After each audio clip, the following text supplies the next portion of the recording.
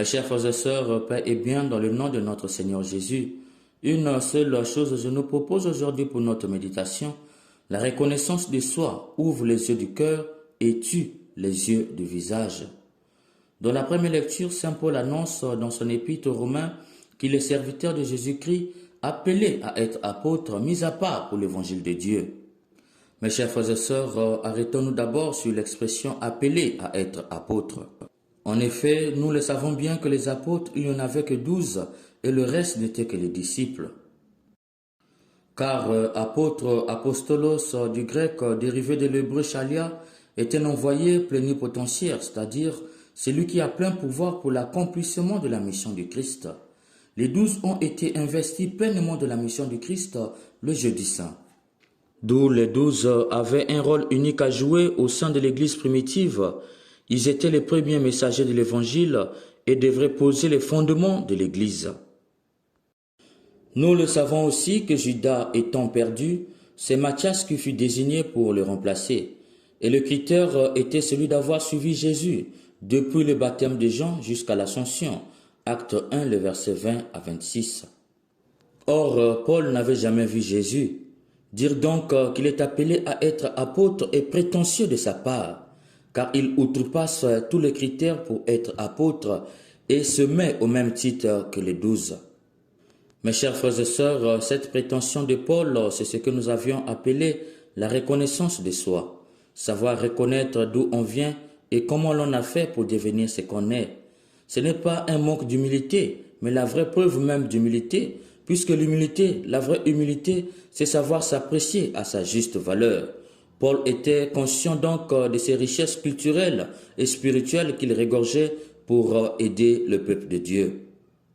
Jésus l'avait appelé non pas à se renier, mais à reconnaître sa culture et à l'interpréter, cette fois à la lumière de l'Évangile, et de s'en servir pour évangéliser les autres. Mes chers frères et sœurs, la reconnaissance de soi ouvre les yeux du cœur, mais tue les yeux du visage. Quand tu te connais, tu connais ta valeur, ton importance, tes talents et tes capacités. Tu ne vois plus les autres avec les yeux de ton visage, mais avec les yeux du cœur. Tu ne peux ni les jalouser, ni mépriser leur valeur.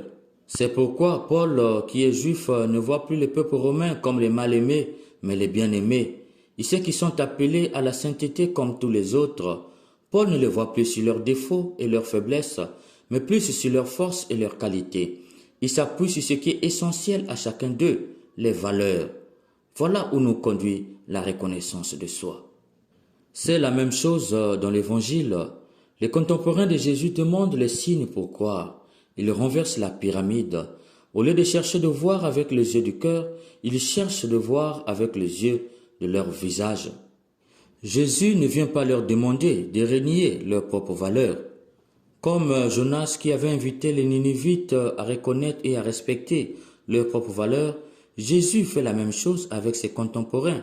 Mais plus il vient pour sanctifier leurs valeurs afin que cela serve au salut du plus grand nombre. C'est pourquoi il leur dit, il y a ici plus que Jonas. Mais eux, comme ils ne savent même pas qu'ils ont des valeurs, ils ont refusé le message de Jésus.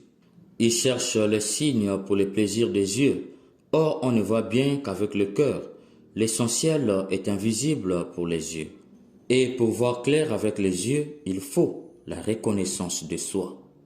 Mes chers frères et sœurs, la reconnaissance de soi te rend vrai et joli.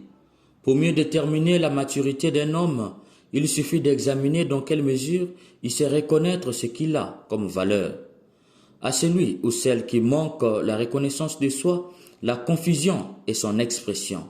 L'ange est pour lui le démon, la vérité est pour lui le mensonge, le bien est pour lui le mal. Or, la reconnaissance de soi permet à la fois de trouver la vérité sur soi-même et sur les autres, mais aussi et surtout de trouver la vie pour soi-même et pour les autres. Mes chers frères et sœurs, qui manquent de reconnaissance de soi ne connaît pas sa valeur. Qui ne connaît pas sa valeur regarde dehors, et qui regarde dehors rêve. Cependant, celui qui a la reconnaissance de soi connaît sa valeur, et celui qui connaît sa valeur regarde à l'intérieur, et qui regarde à l'intérieur se réveille. Ce que tu vois dans le rêve n'est pas forcément ce que tu verras au réveil. Paul, comme il connaissait sa valeur, il s'était fait approuver comme apôtre chez les autres apôtres. Alors réveille-toi et cesse de rêver. Mes chers frères et sœurs, il y a 3 choses extrêmement dures: l'acier, le diamant et la reconnaissance de soi. Quand tu connais ta valeur, tu es dur comme un acier et précieux comme le diamant. L'acier n'a pas le temps de jalouser le fer.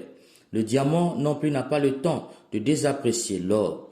L'acier peut être avec le fer et le diamant peut briller aux côtés de l'or. Si tu as compris, fais comme Paul, va, vis et deviens.